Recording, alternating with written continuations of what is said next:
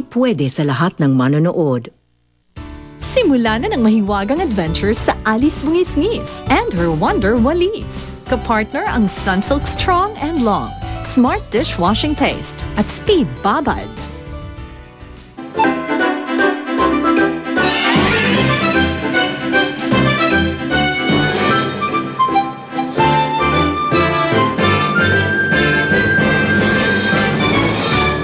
Ibig sabihin, nakuha ni Alice yung dignum? Nakuha na niya ang itim na bato.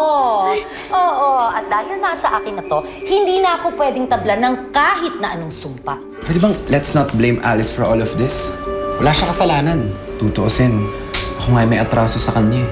Nasaan na kaya si Ate Alice? Bakit hindi siya lumalabas? Kung pumasok na lang kaya ako sa loob ng bahay. Ayos, makakapagpahinga na tayo. Mas atin na itim na bato. Yayaman tayo. Naku, nandito pala yung kapring kalbo. Paano ako makakapasok sa loob ng bahay? Eh bakit mo naman kasi binigay sa kanyang itim na bato? Lalo mo lang siya ginawang makapangyarihan.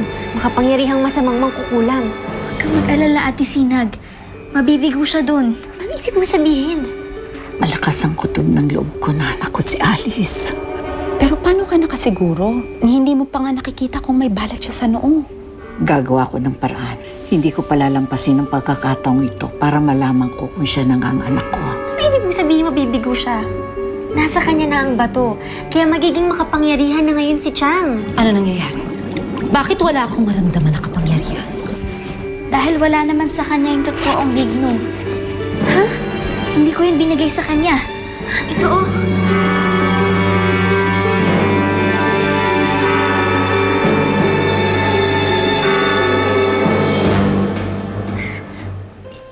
Yan? Yan yung totoong dignum? Oo, Ate Sinag. Sinunod ko yung sinabi mo. Hindi ko binigay sa kanya yung totoong itim na bato.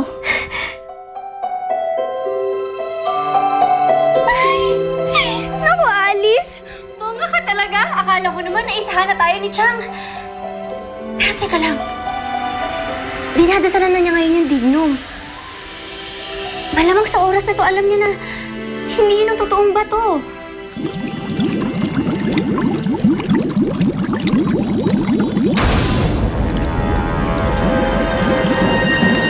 Ano nangyari? Yun na nga, Ate Sinag eh. Sigurado ako na magagalit siya sa akin. Baka mamaya kunin niya pa tong itim na bato sa akin. Jack na yun ang gagawin niya. Mabuti pa, Alice, tumakas ka na. Dalhin mo yung dignum. Ingatan mo yan, ha? Makakatulong yun sa'yo para labanan mo ang kasamaan ng mga mangkukulam katulad ni Chang Esmeralda. Sige na, halika na. Dalihan mo. Hindi ito ang tunay na dignum. Beke! Beke! Madali na.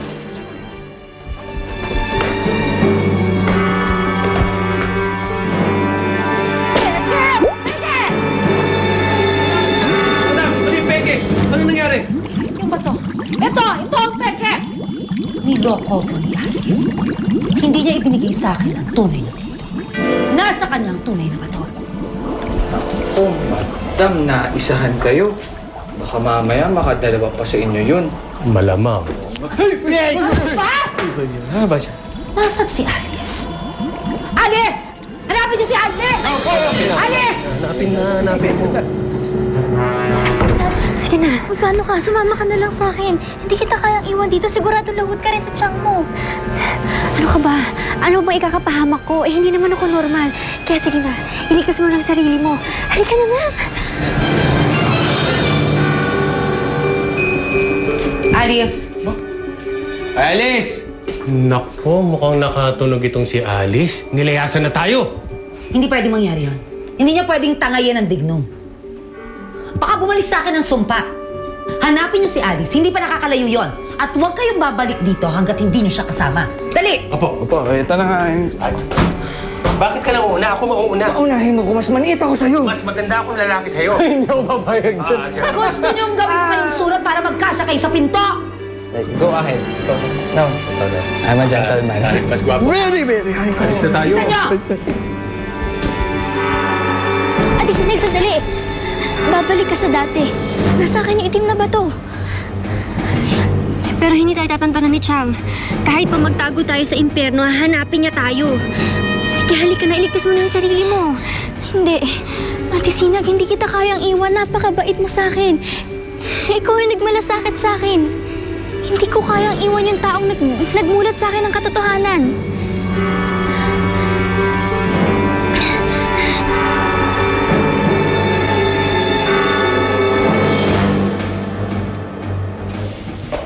Spade, pwede ka ba makausap?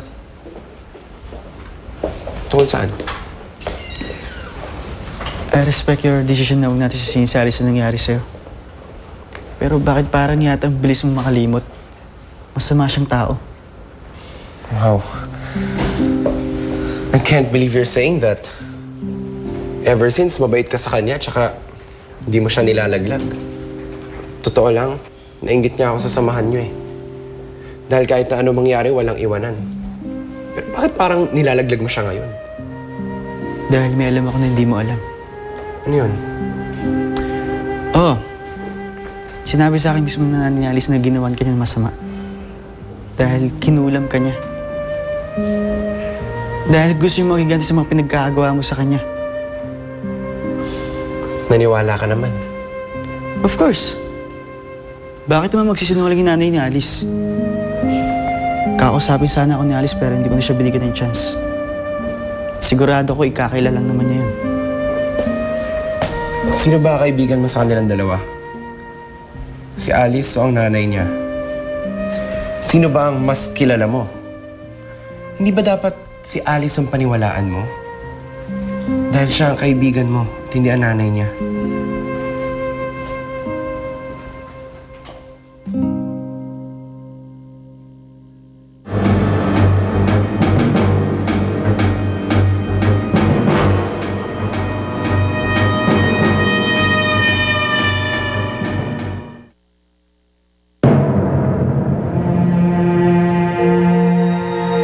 Ate Sinag, salamat.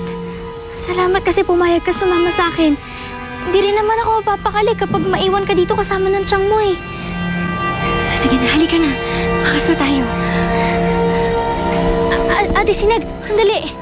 Si Wally, naiwan ko si Wally. Kailangan natin siyang balikan.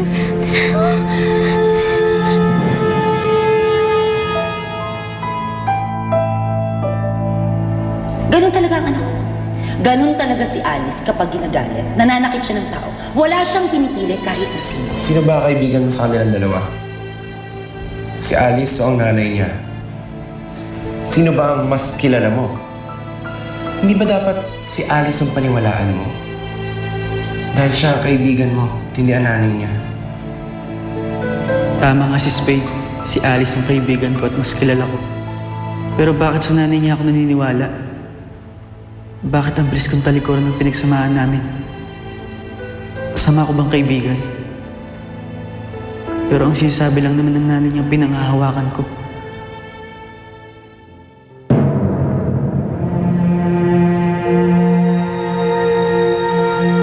Wally! Wally! Wally! Wally, nasan ka? Ito ba ang binabalikan ninyo?